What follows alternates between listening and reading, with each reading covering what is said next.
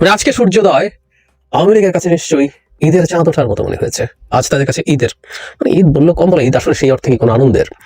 একটা বয়সের পর মানুষের ঈদের আনন্দ কমে আসে, শিশুদের মতো ওই আনন্দ আর হয় না। তো শিশুরা ঈদের সময় যে আনন্দ পায় সেই আনন্দ আওয়ামী লীগের, তার চেয়ে বহুগুণ বেশি আনন্দ তাদের ঘরে ঘরে। আজকে ট্রাম্প আসছেন, তাদের ত্রাতা, তাদের মেসিয়া ট্রাম্প আসছেন এবং তারা ট্রাম্পকে নিয়ে তাদের আদি পিতা মোদি সহ একসাথে ডক্টর ইউনূস সরকারকে ভীষণ ঝামেলায় ফেলবেন এবং এমন পরিস্থিতি তৈরি করবেন যে বাংলাদেশে তাকে আমাদের সরকারের পতন হবে এবং সেই গোলযোগ হবে। গোলযোগের মধ্যে চট করে তাদের আপা দেশে চলে আসবেন, এসে ক্ষমতা নেবেন।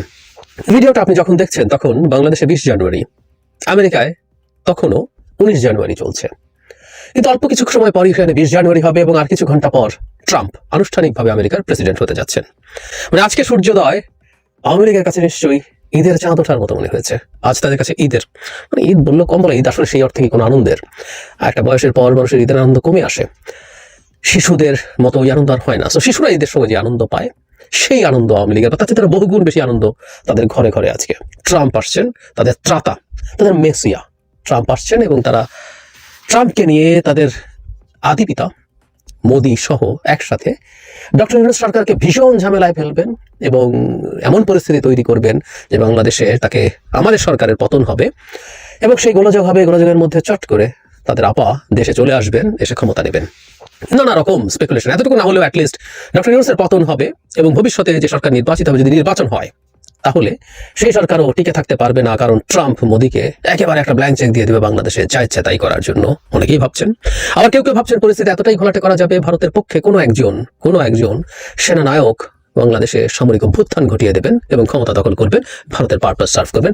ধীরে ধীরে ভারত এখানে আওয়ামী লীগকে ভিন্ন কোনো নামে অন্য কোনো ব্যক্তিকে বা যে কেউকে এনে শেখ হাসিনার মতো একটা স্লেভ বানাবেন। এরকম নানান খোয়াব তারা দেখছেন, ফলে তারা ঈদের আনন্দ নিয়ে জেগে উঠেছেন। আজকে এটা একটু কথা বলতে চাই, আসলে সংকটটা কেমন আগেও বলেছে, আজকে আরেকটু বলা দরকার, কারণ আজ সেই ঐতিহাসিক দিন। আমরা ছোটবেলায় মাইকিং শুনতাম, যেটা সামনে হচ্ছে সেই জনসভা ঐতিহাসিক, এটা একটা ঐতিহাসিক শপথ গ্রহণ হতে যাচ্ছে। এটা যে ঈদের ব্যাপার, তার মানে এটা একটা ক্লিয়ার প্রমাণ আছে। আওয়ামী লীগের এক মন্ত্রী, ভারতের সবচেয়ে ক্লোজ মন্ত্রী বলে, সবচেয়ে না হলে অন্তত সবচেয়ে ক্লোজদের একজন বলে মনে করা হয়, শিক্ষামন্ত্রী নওফেল ভারতের দ্য হিন্দুর সাথে একটা ইন্টারভিউ দিয়েছেন এবং একটা খুবই প্রেস্টিজিয়াস, খুবই মানে মেইন স্ট্রিমের মধ্যে সবচেয়ে প্রেস্টিজিয়াস পত্রিকা হিসাবেই এটাকে ধরা হয়। তার সাথে তিনি যেসব কথা বলেছেন, তিনি তার আনন্দ চেপে রাখতে পারছিলেন না এবং তাদের আনন্দ মানে তো আমাদের ভয় পাওয়া উচিত। তাদের ঘরে ঘরে যেমন আনন্দ, আমাদের ঘরে ঘরে ভীতি ছড়িয়ে পড়ার কথা। আমাদের কি ভয় পাওয়া উচিত হবে বা আমাদের কি করা উচিত হবে? আগে নওফেল কি বলেছেন সেটা একটু দেখি। এটা হেডলাইনেই বলা হচ্ছে যে বাংলাদেশের ফিউচার ডিপেন্ড করছে বাংলাদেশে ইউনূস সরকারের প্রতি ট্রাম্পের অ্যাটিটিউড কিরকম সেটার উপরে।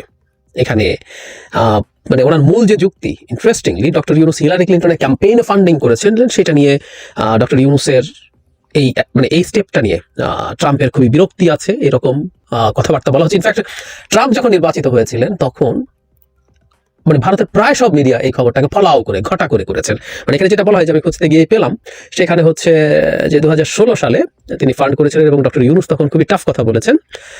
ডক্টর ইউনূস এভাবে বলেছেন যে এটা তাকে এতটাই আঘাত করেছে যে আমি আজ সকালে ঠিকমতো কথাই বলতে পারিনি, আমার সব শক্তি চলে গেছে, শেষ হয়ে গেছে। এটা উনি পাবলিকলি এগুলো বলেছেন।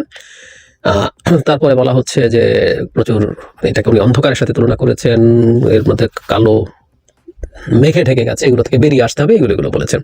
তার চাইতে জরুরি কথা বলা হচ্ছে, একই বছর একটা ডেলিগেশন নাকি বাংলাদেশ থেকে গিয়েছিল ট্রাম্পের কাছে। তখন নাকি ট্রাম্প বলেছেন, আমি ইংরেজিতে হুবহু পড়ি, where is the microfinance guy from Dhaka, I heard he donated to see me lose. Trump reportedly, মানে এটা ধারণা করা হচ্ছে বা বলা হচ্ছে।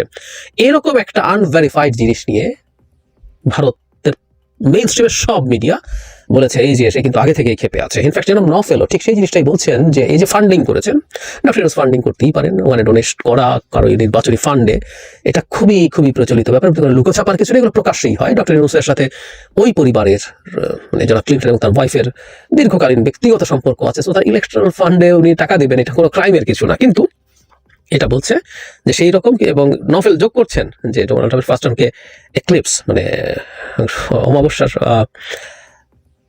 গ্রহণের সাথে তুলনা করছেন। এই হচ্ছে মানে নওফেল বলছেন এবং বলছেন এটার একটা প্রভাব থাকবে এটা হলো তার মূল কারণ।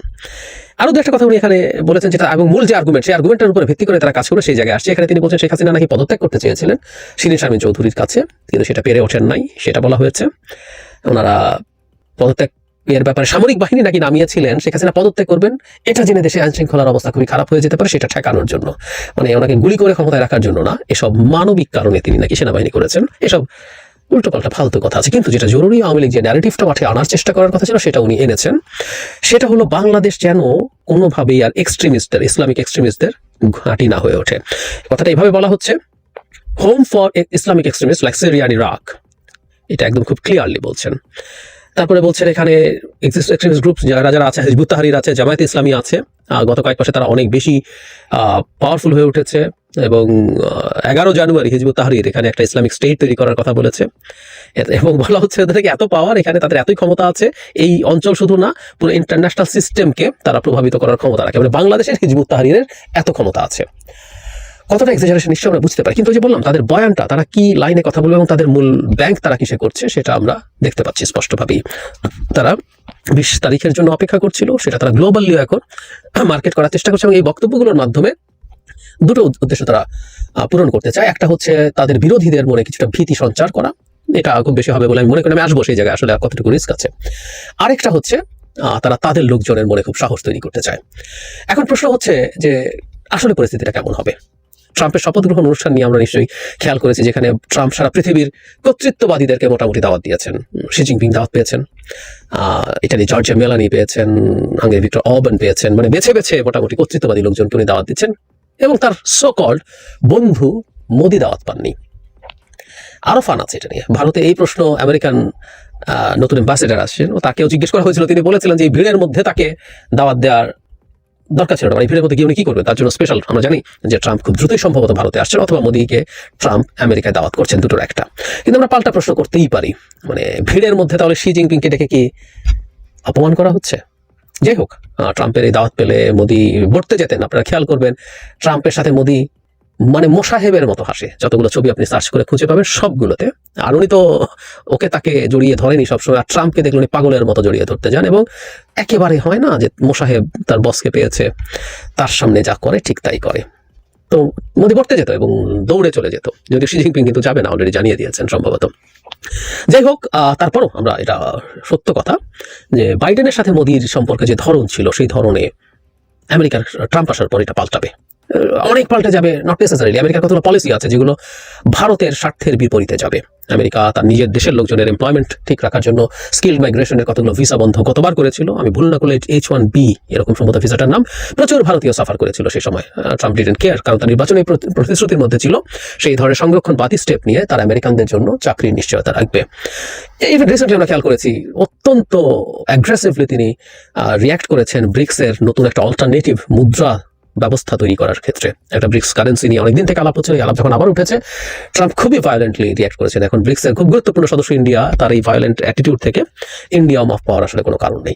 সো ট্রাম্প আমেরিকাকে যেভাবে চালাতে চান তাতে ইন্ডিয়ার সাথে স্বার্থের বেশ কিছু সংঘাত আছে, কোনো সন্দেহ নাই। কিন্তু একই সাথে এটাও সত্য, ট্রাম্পের সাথে মোদির এক ধরনের আন্ডারস্ট্যান্ডিং, বন্ধুত্ব বলি বা আন্ডারস্ট্যান্ডিং বলি, যাই বলি কিনা, সেটা আছে, এটা ভুল নয়। এবং এখানে একটু মনে রাখা দরকার, বেনিয়ামিন নেতানিয়াহু যে ক্ষমতায় আছে, ট্রাম্পের সাথে তার ব্যক্তিগত সম্পর্ক বেশ ভালো এবং বিশেষ করে ট্রাম্পের মেয়ের জামাই সূত্রে যথেষ্ট ভালো সম্পর্ক ইসরায়েলের সাথে আছে। এবং এই নেতানিয়াহুর সাথে আবার মোদির খাতির, সবকিছু মিলে মোদি একটা বেটার জায়গা আগের তুলনায় পাবেন।